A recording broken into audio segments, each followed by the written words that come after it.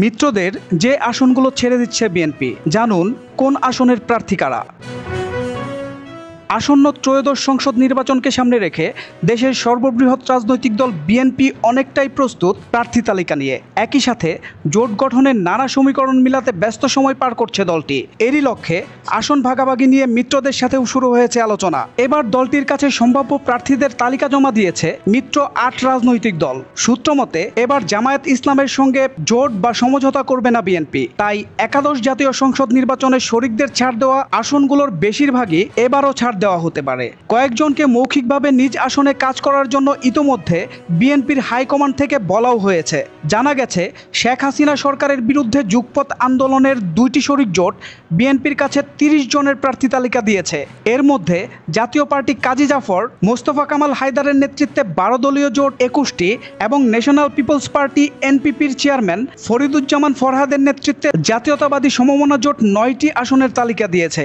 এছাড়া অলি আহমেদের liberal democratic party LDP 40টি, আন্দালিব রহমান পার্থের বাংলাদেশ জাতীয় পার্টি বিজেপি 5টি, সুব্রত চৌধুরীর গণফোরাম 15টি, মোস্তাফিজুর রহমানের বাংলাদেশ লেবার পার্টি 6টি এবং ববি হাজ্জাজের নেতৃত্বাধীন জাতীয়তাবাদী গণতান্ত্রিক আন্দোলন এনডিএম 10টি আসনে মনোনয়ন চেয়ে তালিকা জমা দিয়েছে। বিএনপির নীতি নির্ধারণী নেতাদের যে তথ্য, তাতে যুগপৎ আন্দোলনের মিত্র দলগুলোর শীর্ষ নেতাদের অনেকেই মনোনয়ন বিবেচনায় রয়েছেন। এর মধ্যে নাগরিক ঐক্যের সভাপতি মাহমুদুর রহমান মান্নার জন্য ঢাকা 18 আসনের কথা ভাবছে বিএনপি, যদিও মান্না নিজ এলাকা বগুড়া 2 আসনে নির্বাচন করতে আগ্রহী।